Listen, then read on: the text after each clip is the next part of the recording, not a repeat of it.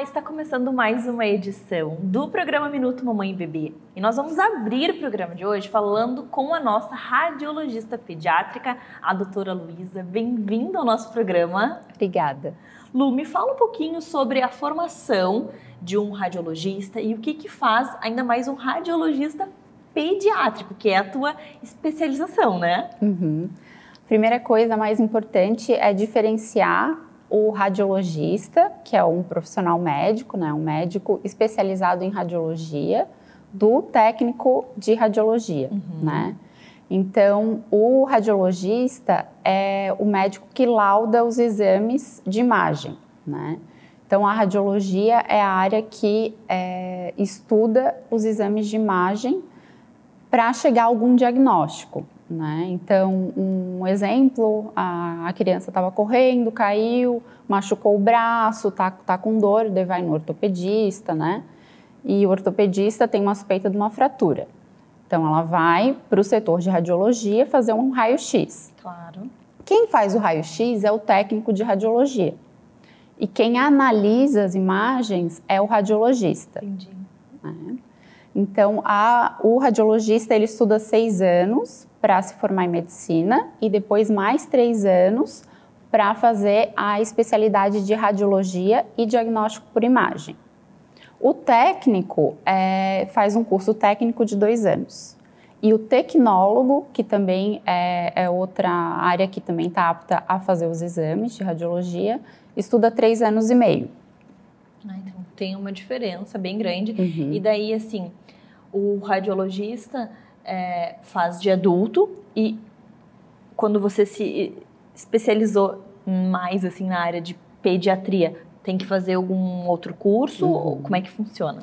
Então, são 3 anos de radiologia geral, radiologia e diagnóstico por imagem, e geralmente pelo menos mais 1 ano de radiologia pediátrica. Então, 1 ano a mais que a gente se dedica somente a exames pediátricos. Então, tudo aquilo que a gente não entende naquelas imagens, vocês estudam muito para conseguir falar, não, tem uma fratura aqui, aconteceu isso aqui, aconteceu... Então, tem um estudo intenso por trás de tudo isso, né? Para se formar um radiologista pediátrico. Tem.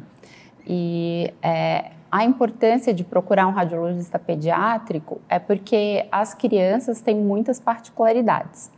Então, tanto doenças e problemas de saúde que ocorrem somente na faixa etária pediátrica, quanto também na parte de proteção radiológica, porque as crianças elas são mais suscetíveis à radiação ionizante, né, aos raios-x. Sim. Então, o radiologista pediátrico é o profissional que entende mais dessas particularidades das crianças e se preocupa em protegê-las, em chegar a um diagnóstico, que é muito importante, né? Sim. Mas em também protegê-las.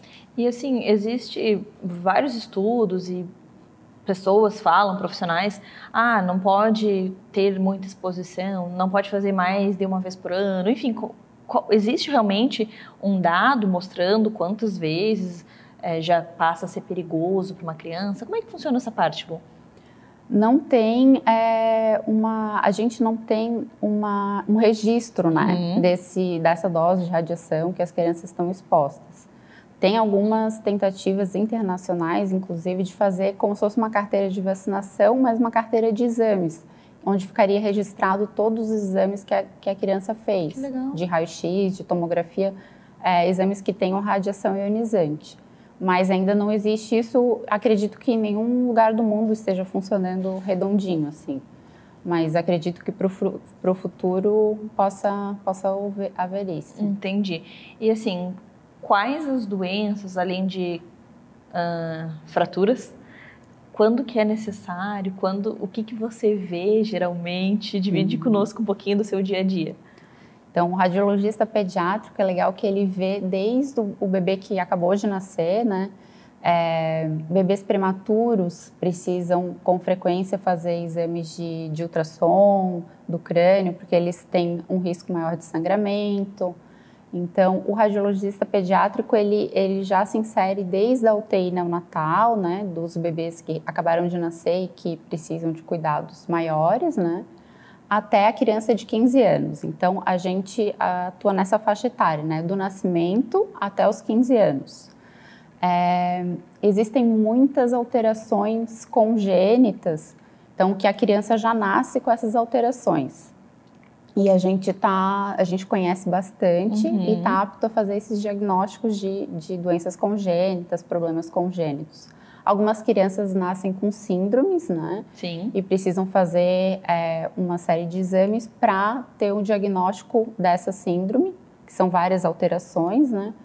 E a gente, junto geralmente com o geneticista, a gente consegue ajudar a juntar os pontos e a chegar a um diagnóstico, né?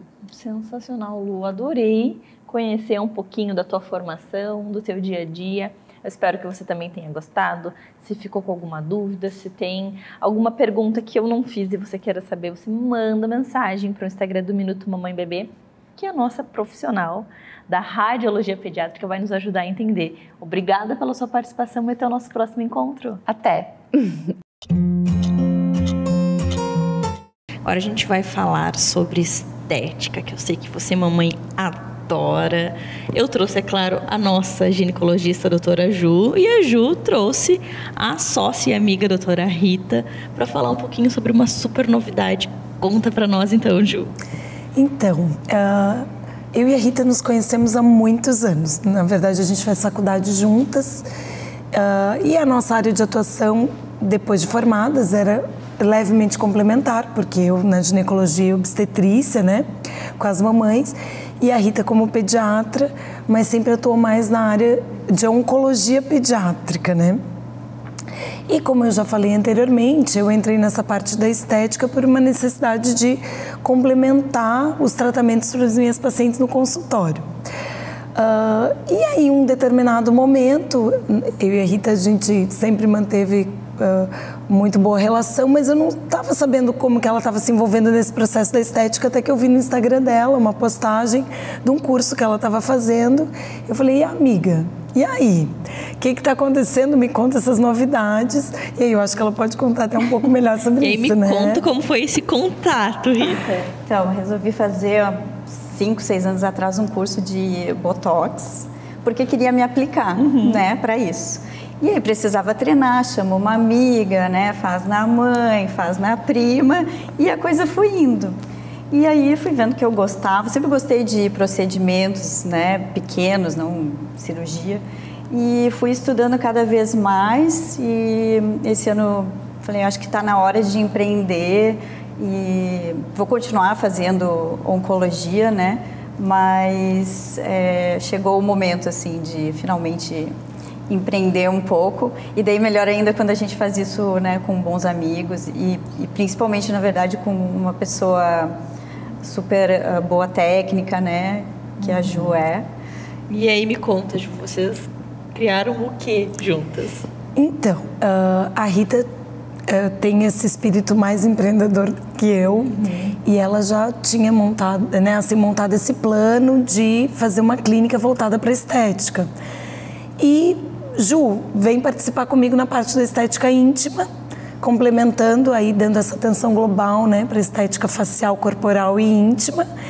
E aí me convidou para ser uma colaboradora, e a colaboração está virando uma sociedade.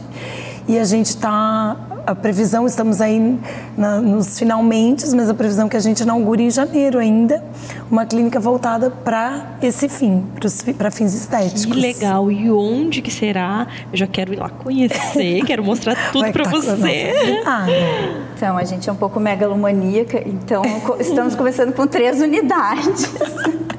A gente já está atendendo na Weil Clinic, que é junto da Academia Engenharia do Corpo, em Santo Antônio de Lisboa, ali em cima do Forte. Vamos começar numa academia também que tem um espaço de estética em Canajurê. E a nossa clínica mesmo, daí a base, né, vai ser no Jurerê Nacional. A previsão é ali, que está em obra ainda, abrir agora em janeiro.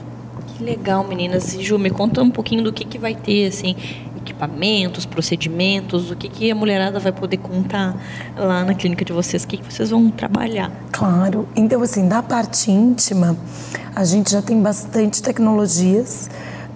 Nós recebemos há pouco 3 equipamentos de ponta, muito conhecidos do público da estética, que voltados para a minha área da gineco, a gente vai ter uma cadeira eletromagnética, que é o T-Sculptor, que é para tratamento de incontinência urinária. Nós temos o Ultraformer, que é um ultrassom microfocado, que a gente vai atuar para o caso de tratamento da flacidez da região genital, da vulva. E nós temos também o Sizer, que é mais para tratamento de gordura. Fica um pouco limitado na questão ginecológica, mas tem alguma aplicabilidade ali também no monte pubiano.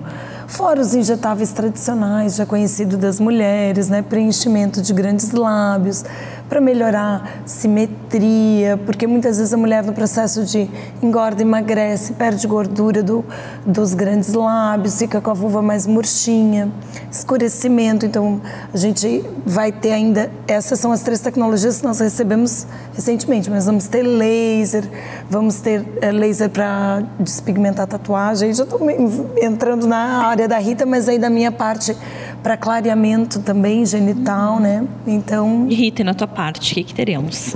Então teremos facial, né? E corporal, que é o que eu mais gosto de fazer. Então, tratamento de celulite, com bioestimuladores de colágeno, toxina botulínica, né? As tecnologias também, o Ultraformer tem algumas ponteiras para corpo, então para a gente tirar aquelas ruguinhas aqui do colo, tratamento de gordura localizada. E acho que é isso, né? E a nossa... Gente, sensacional, né? Sensacional. Ainda mais para as nossas mamães. Aqui do Minuto Mamãe Bebê. Esse é um tema que a gente é bem sensível, porque nós vamos conversar bastante sobre isso. Nós temos aí programas, pacotes voltados para o público, né? Para o pós-parto. A gente vai falar sobre isso num outro momento. Legal. Não sei se vocês querem falar mais alguma coisa. Já apresentaram para nós o que vai ter, onde vai ser. Já sabemos que vai ser em janeiro a inauguração. Sabemos também que teremos pacotes para as mamães. O que mais, meninas? Acho que a gente também quer focar bastante na segurança, assim, dos procedimentos, né? Porque hoje a gente tem visto esse mundo da estética caminhando, às vezes, uns caminhos um pouco perigosos, né? Com pessoas que fazem um cursinho ou outro e já saem fazendo. E são procedimentos que eles, apesar de ser pouco invasivos, eles têm os seus riscos. Sim. Então, a gente preza muito por fazer tudo, sabe, baseado, né, na evidência correta, de acordo com a legislação, de acordo com os estudos e com a ética, assim, que a gente sempre né, prezou até hoje na nossa profissão, e a gente quer continuar mantendo isso. Sensacional, meninas. Obrigada. Obrigada por dividir também, conosco essa super novidade. Logo, logo eu estarei lá para mostrar tudo. E desejo muito sucesso, que janeiro seja maravilhoso e que todas as mamães que nos acompanham aqui conheçam e que fiquem ainda mais lindas, com autoestima lá em cima. Obrigada, meninas. Até Obrigada, Mari. Até. Quem disse que nas festas de final de ano as nossas crianças não vão se alimentar bem? Nós temos aqui 2 pessoas que pensam com muito carinho na alimentação dos nossos pequenos, a Duda e a Paty. Bem-vindas novamente. Duda, fala um pouquinho para nós sobre o que vocês prepararam para esse final de ano, o que tem de gostoso. A gente sabe que as famílias viajam, vão para casa de parentes, muda toda a rotina e nem sempre dá tempo de preparar a comida sem sal, sem gordura. Acaba que as famílias os adultos vão comendo o que tem na casa dos parentes. Mas as nossas crianças, elas precisam seguir a alimentaçãozinha delas direitinho e toda a praticidade que vocês oferecem. Então fala um pouquinho para nós sobre o que vocês têm de gostoso e o que trouxeram para nós. É isso que a gente frisa lá na de papai e na The Muffins, né? Que continue, que tenha rotina. A rotina é muito bom, né? Sim, pra tudo. Então, normalmente nas férias a gente sai da rotina, na viagem. Então, o objetivo aqui da de papai é facilitar até nesses momentos, nas festas. Então, a gente tentou agora no final do ano adaptar o que a gente come nas festividades para os babies em marmitinhas e também nos cubinhos e de outras formas, né? E para manter a rotina, para manter a alimentação saudável, para não sair da linha, né, Paty? Sim. O melhor da de papá, né, é tu não precisar se preocupar com o que a sua criança vai comer.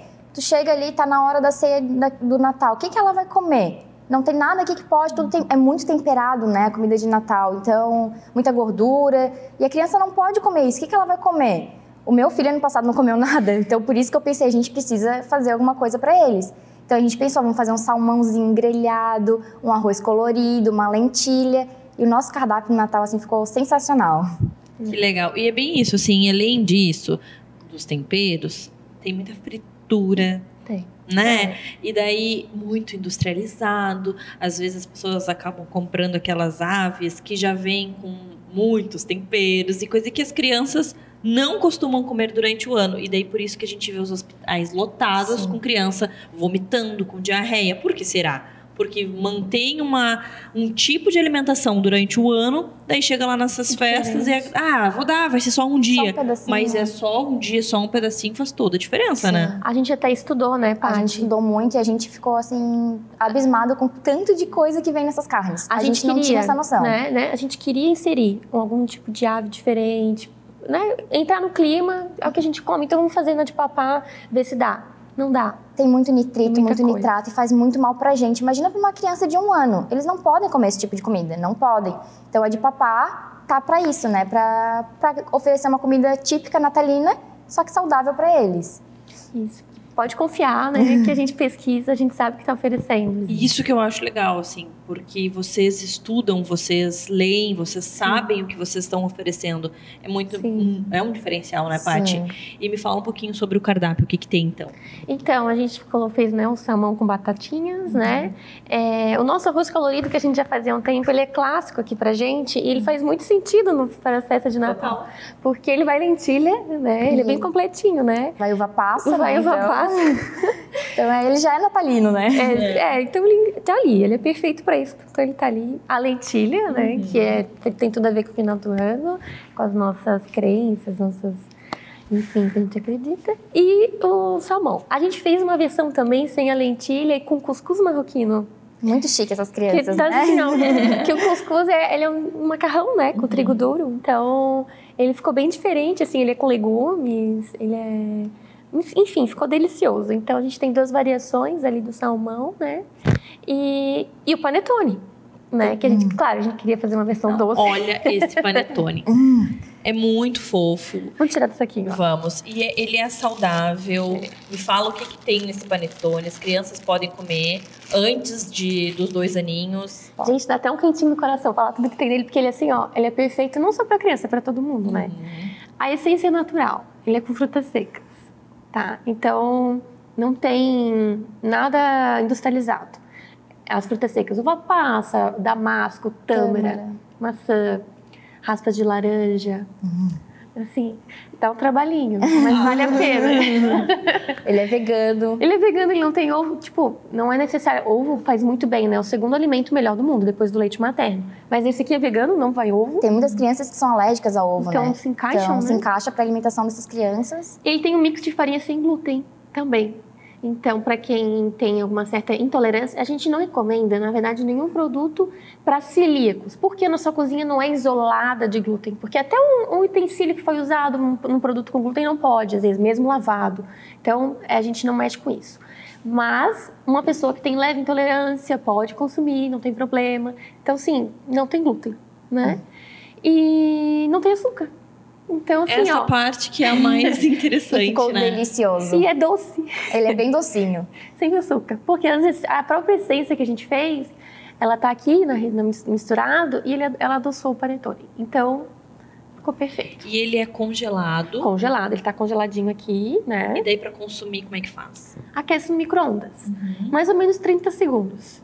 Tá pronto. Nossa, que praticidade. Eu nem aqueço. Eu boto na lancheira do meu filho, chega onde a gente vai, se vai passear ou na escolinha, tá pronto para ele comer. Ele só vai lá na lancheira, abre e come. Ele é congelado fresco, né? Assim como os produtos da The Muffins. A gente produz, esfria, congela. Então, ele não fica lá na geladeira, vou congelar, não. Ele é congelado fresco. Então, tu vai esquentar um produto fresquinho. Fofinho. Não, esse daí é meu, né? Esse é teu. Eu já estou assim, ansiosa para chegar em casa e comer, convidar. E aqui, o que mais que nós temos? Então, a gente trouxe os muffins da The Muffins também, né? E esse aqui é o de frango, foi o clássico, o primeiro produto da The Muffins. Aí que surgiu. Foi aqui que surgiu a The Muffins, né? Fazendo um muffin de frango pequeno. Aí, gente, faz um maior. Então, esse aqui é de 100 gramas. Que lindo! Ó. E tem 10 sabores, né? Então, são 5 salgados e 5 doces. Então, esse é o frango, daí tem o de alho poró, carne seca. A gente faz a própria carne seca, né? Aí tem o de legumes. E que mais? Tem outro tipo de frango que é sem farinha, de aveia, no caso a gente não usa farinhas com glúten, né? E aí tem os doces, o de cenoura e laranja é sem açúcar, são adoçados com tâmara. E aí o de banana, coco e cacau são adoçados com açúcar mascavo. Que legal. E todos com farinha sem glúten. Só posso dizer muito obrigada por pensarem nas nossas crianças. Ainda bem que vocês se tornaram mães. Então, temos ainda produtos para as crianças e para as mães, né? Então, temos para todo mundo. Seja uma família saudável, né? Adorei, muito obrigada. Espero que você tenha gostado também. Se você quiser experimentar essas delícias, corre lá no Instagram delas, que vocês vão amar. Duda, passa o Instagram pro pessoal. O Instagram da The Muffins é @d_de_duda.muffins. E da de papai é @d.papafloripa. Então, tá aí a dica. Bora comprar comidinha saudável para as crianças passarem essas festas de final de ano. Meninas, até a próxima. Até a próxima. Obrigada. Mamãe, você já se assustou com algum objeto, algum item que seu filho colocou no ouvido, no nariz, na boca? Eu já. Por isso, eu trouxe a nossa otorrinolaringologista pediátrica do programa, a doutora Jana. Bem-vinda ao nosso programa. Obrigada, Mari. Jana, você deve ver isso direto. Direto. Das crianças colocando tudo que possa imaginar em nariz, boca, eles não podem ver nenhum furinho, né? Não, é verdade. E aí me conta o que faz, o que é mais grave, como que nós devemos agir, conta tudo pra nós. Então, apesar de ser muito recorrente no consultório de otorrinolaringologista, né, esses casos, para os pais é realmente assustador, né? Você não sabe o que fazer. Meu Deus, meu filho colocou um feijão no ouvido. Vai crescer lá dentro, o que vai acontecer? Então, tem vários tipos. A criança realmente ela tem essa necessidade, ela está conhecendo o mundo, né? Ela está explorando os objetos e o corpo dela também. Então, acaba que de vez em quando coloca alguma coisa onde não deve. Os corpos estranhos de ouvido, né, principalmente que a gente chama, né, todos aqueles materiais que eles colocam lá dentro. Milho, feijão, bolinha de plástico, de tudo já foi. Pedra já foi encontrado, miçanga, inseto, tudo lá dentro, tá? Papel que escondeu lá dentro, tudo. Que você pode imaginar, as crianças podem colocar, né? O que prejudica isso? O ouvido, ele tem uma pele muito fininha, né? E tem o tímpano, que é uma membrana bem fina lá dentro também. Esses objetos, eles podem perfurar o tímpano, né? Pode causar lesões no conduto auditivo, até sangramento. Então, e o objeto muito tempo lá dentro pode causar infecção. Então, ele não pode ficar lá, né? Então, ele tem que ser removido. No de ouvido, especificamente, tirando aqueles que os bichinhos estão vivos, né? Que daí a gente tem que tirar de imediato, porque ele realmente causa um desconforto muito grande para o paciente. Ouvindo ali, né? O bicho ele caminha por cima do tímpano, né? Então, dá um desconforto muito grande e tem que ser removido de imediato, né? Levado ao serviço que tem um atendimento para fazer a remoção. Quando for, por exemplo, um plástico, um brinquedinho, né? Um milho, um feijão, isso você protege ali, né? Não deixa entrar água para isso não estufar e não ser mais difícil de remover, né? E consegue agendar um atendimento com calma, daí leva o seu filho para fazer a remoção. Entendi.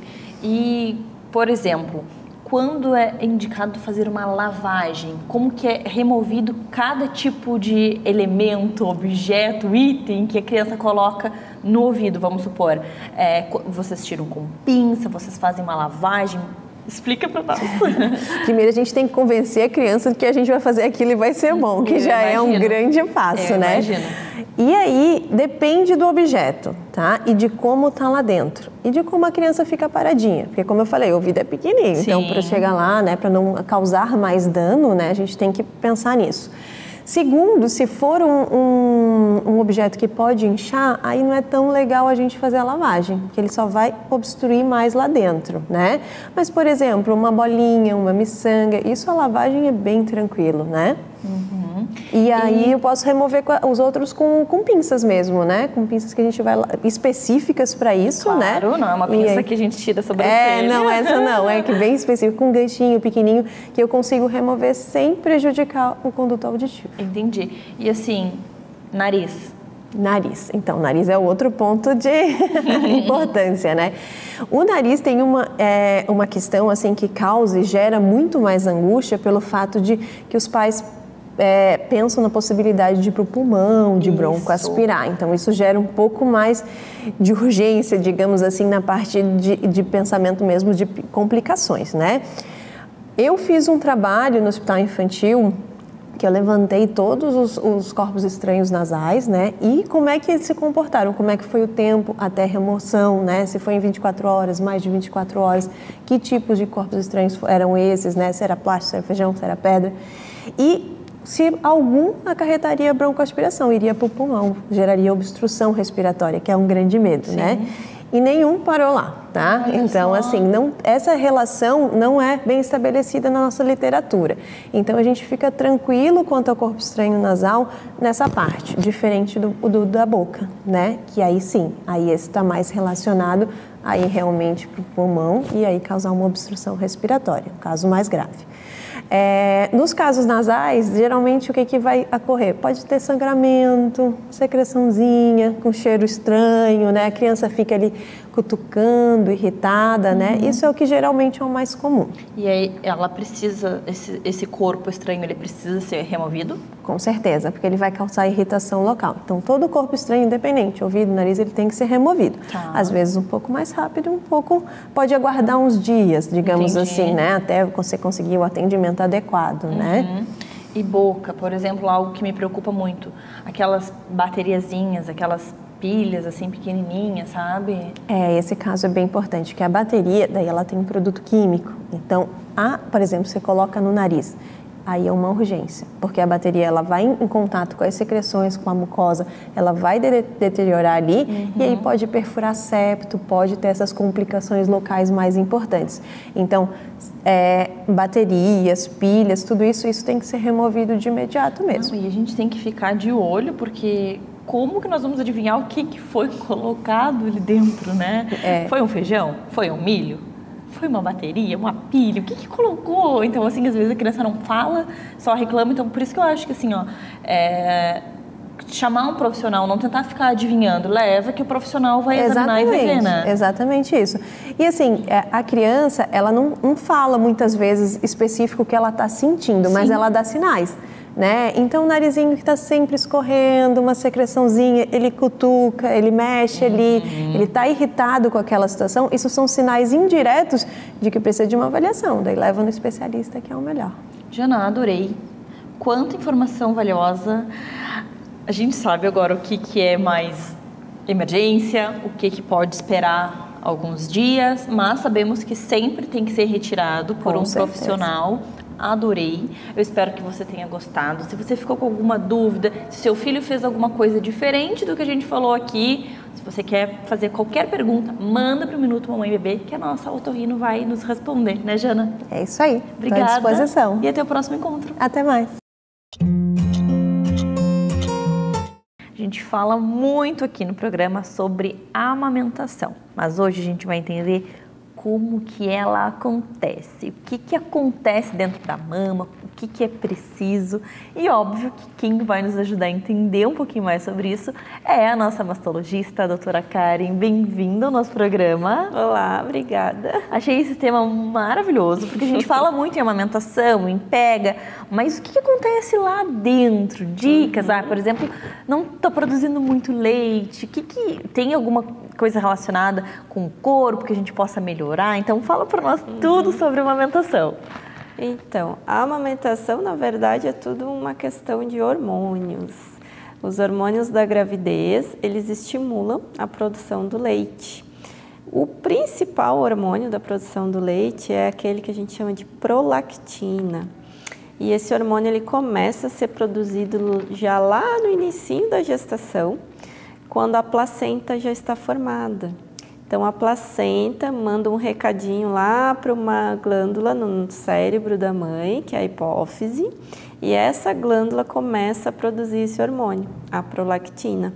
Por isso que já no início da gestação, a mulher já sente aquele peso, aquela dor, aquele inchaço na mama. É verdade. Né? Começa bem cedinho. Já está lá trabalhando. Já está trabalhando. A gente pensa, não é assim, né? Bebê nasce bom, agora vamos produzir leite. Exatamente. E lá no interior da mama, os ductos, os lóbulos, tudo já está sofrendo o desenvolvimento final também, que só vai terminar na amamentação. Então, quem nunca teve filho, nunca amamentou, não passou por todo o desenvolvimento da glândula mamária. Olha Isso só. é bem legal. A amamentação faz parte, então, do Do desenvolvimento final. Que interessante. E agora você falou a verdade. Eu acho que eu tô grávida. Você sentiu dor nas mamas? É a primeira coisa que perguntam, né? É verdade. Ou se não, eu tô com uma dorzinha, será que eu tô grávida? Exatamente. É a primeira coisa que a gente fala, assim, porque então realmente faz sentido. Faz sentido. Começa a trabalhar, a mexer desde lá o do início. E a placenta é que provoca isso. E aí depois que o bebê nasce, que sai a placenta, aí o que vai garantir essa produção do leite é a sucção. Então, por isso que a gente diz que é tão importante a pega, a sucção, os horários das mamadas, porque se não tiver o estímulo correto do bebê sugando a auréola, vai parar de produzir leite, vai secar o leite, né? Entendi. E aí nessa sucção, daí já entra em jogo o segundo principal hormônio, que é a ocitocina. A ocitocina é o hormônio responsável pela ejeção do leite, né? Então a prolactina produz e depois com a sucção do bebê, a ocitocina, que também é produzido pela hipófise, vai ejetando o leite dos ductos. Entendi. Né?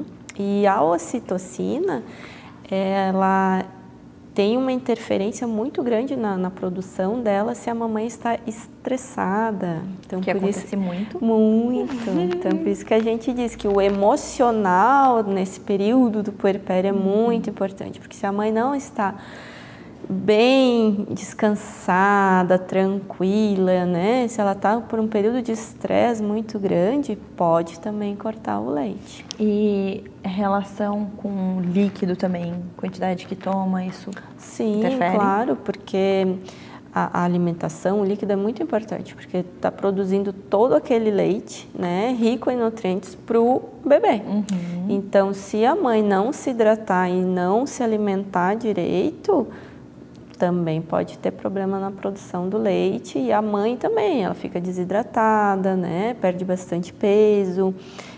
Inclusive, a gente diz que é o melhor momento para a mamãe aproveitar para perder peso, porque se ela ganhou muitos quilinhos, se ela está sobrepeso, na amamentação é hora de se alimentar direitinho e aproveitar para emagrecer, mas sem perder a saúde, claro, né? Então, comer comida de verdade, se hidratar direitinho e sempre ter um apoio, né? Consultoria de amamentação, ter o apoio dos familiares, do marido, que é para ficar tranquila e não se estressar. É verdade.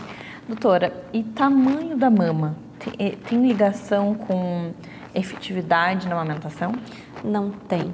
O tamanho em si não. Tem a ver mais a densidade da mama. Tem algumas mamas que são muito gordurosas, tem pouca glândula. Então, às vezes, tem uma mama enorme que produz pouco leite. Por quê? Porque ela não é muito densa. Em compensação, tem pacientes bem magrinhas que não tem quase nada de mama, mas ela não tem gordura. Então, o volume é pequeno, mas elas produzem bastante leite e conseguem amamentar super bem. As pessoas têm muito, né, disso, do tamanho da mama e o tamanho do bico, do seio também.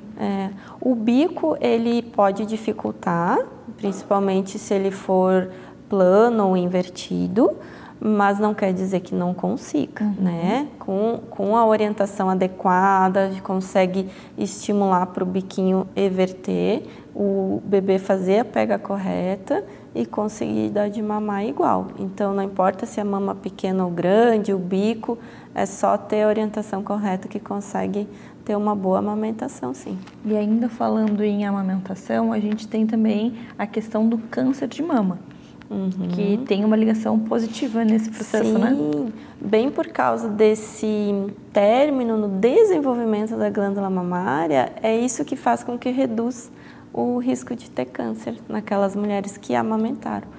Então, por isso que a gente diz, se conseguir amamentar, ótimo, e quanto mais amamentar, melhor. Isso vai reduzir o risco da mulher ter câncer de mama no futuro.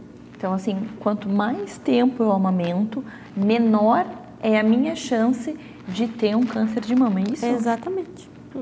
Que interessante, né? Então, assim, além da gente estar proporcionando para o nosso filho benefícios incríveis que o leite materno tem, a gente também está trazendo para o nosso corpo uma imunidade para uma doença que acomete muitas mulheres, né? Exatamente. Adorei, muito obrigada por Obrigada trazer também. tantas informações, por nos ajudar a entender como que acontece essa questão da amamentação. Muitas pessoas falam, na gravidez eu já produzi leite, então realmente pode acontecer, né? Vai depender muito de cada corpo. Adorei entender. Espero que você tenha gostado. Agora a gente já sabe como que acontece a amamentação, quando que ela acontece, como é que vai sendo o processo e o quão importante é para o nosso bebê e até para nós em relação ao câncer de mama. Doutora, adorei e até o próximo encontro. Até mais, obrigada. Nós já conhecemos o trabalho da Sol como consultora de amamentação, mas além de consultora de amamentação, a Sol também é enfermeira obstétrica. E hoje ela veio aqui para a gente falar um pouquinho sobre esse outro trabalho que ela oferece para as gestantes na hora do parto. Sol, bem-vinda novamente. Obrigada. Fala um pouquinho para nós, então, sobre esse outro lado da Sol, que tem tudo a ver com a amamentação. Ou seja, a gente pega você durante a gestação, lá no parto e no pós-parto também. Essa é a ideia, né, Sol? Essa é a ideia. Então, Mari, ter descoberto a obstetrícia para mim foi algo muito surpreendente, porque eu descobri a obstetrícia na faculdade e conduzindo 2 partos eu descobri que eu era apaixonada por aquilo. Mas antes disso eu tinha muito medo. Sabe? E dos gritos, e aí eu descobri naquele estágio que na maioria das vezes, se você dá o suporte adequado, se você mostra para essa gestante que está ali, que ela tem o teu apoio, para ela se sentir segura, né? Ensinando ela a respirar, fazer força, tudo sincronizado, a coisa flui de uma tal maneira que, na maioria das vezes, não tem aquele desgaste daqueles gritos que a paciente acaba perdendo muita força, né, naquele momento. Então, deixa para fazer força na hora que realmente precisa, né? E eu tenho a gente até vai gravar um vídeo, eu e minha filha, falando justamente sobre isso, assim, porque ontem nós conversando, ela disse, mãe, olha o quão importante é a palavra, né? Porque a Maia, eu não tinha experiência em obstetrícia. Na amamentação, sim, mas na obstetrícia, não. E eu nunca imaginei que isso tivesse atingido tanto. Eu sempre dizia para ela, filha, vai para a maternidade, mas vai preparada, porque a mãe não teve dilatação, às vezes geneticamente isso faz a diferença. E ela me contando que ela foi para a maternidade querendo o parto normal, mas já na certeza de que ela não iria ter. Porque eu falei tudo isso para ela. O Dom, eu falei o seguinte, filha, não é olha só, tá? Não é porque você teve a Maia de cesárea que você não vai conseguir ter o dom de parto normal, né? Então, E ela revelou isso. Mãe, fez tanta diferença, porque ela entrou em trabalho de parto no mesmo momento que a minha paciente também entrou. E aí eu tive que ficar com a minha paciente, porque eu propus isso à paciente, que no dia eu ficaria com ela, né? Que o meu backup não ia estar. Se eu tivesse de folga, eu iria estar com ela. O meu backup também estava junto, mas ficamos ali e eu não fui acompanhar a Luadne. E ela teve um parto lindo e ela relatou assim, mãe, a todo momento eu escutava você dizendo, olha a respiração, faça força na hora que tiver que fazer, respire, não gasta força inadequadamente. E é isso que a gestante precisa. Por isso, a importância do trabalho do enfermeiro obstétrico, sabe? Para dar esse suporte, para dizer, eu estou aqui, o esposo vai estar ali, mas ele...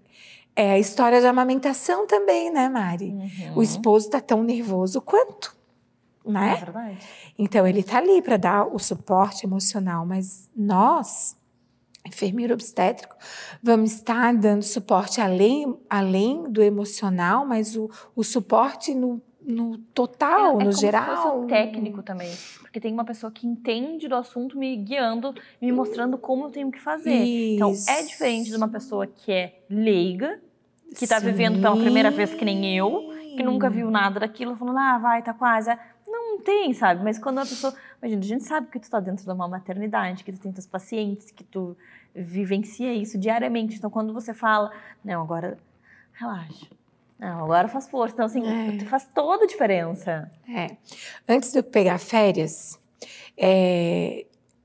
eu ia saindo do plantão e teve uma paciente que estava em trabalho de parto e eu ficava lá toda hora, a cada 30 minutos indo lá ao escutar esse bebê e tal, e não evoluía.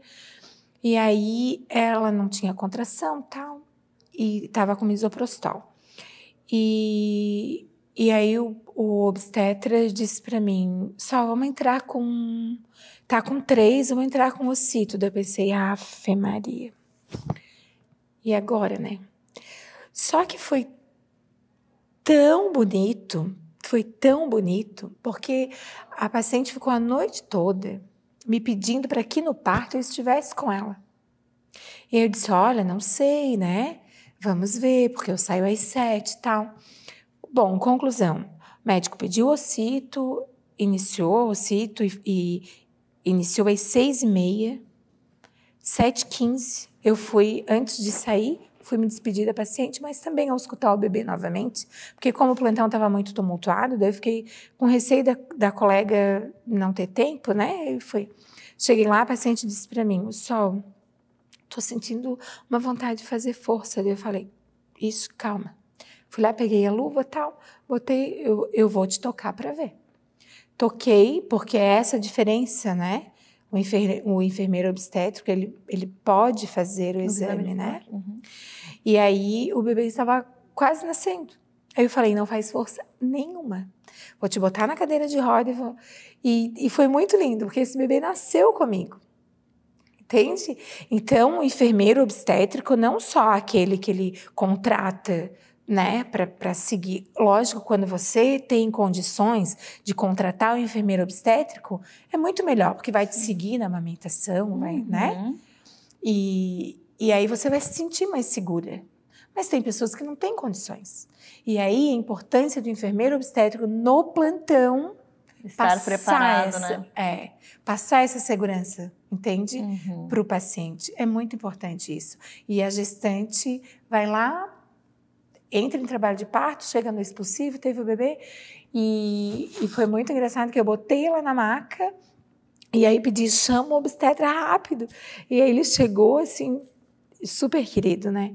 E tá nascendo só. Eu falei, sim, tá nascendo. Por isso que eu fiquei, tudo ia embora. Eu disse, eu ia, mas eu resolvi ficar. E a paciente ficou muito grata, sabe? Isso não tem preço, né?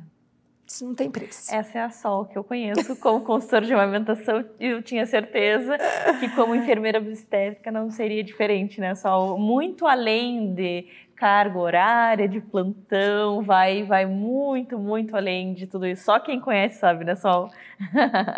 Não precisa me emocionar, Mari. Muito obrigada por dividir conosco mais uma história emocionante, mostrando que além de profissional, você é humana, é maravilhosa e você faz com coração e, como eu digo, muito além de carga horária, enfim.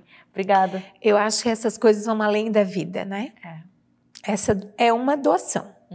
É uma doação. Não tem explicação. Entende? Verdade. Só obrigada. Até o próximo encontro. Até.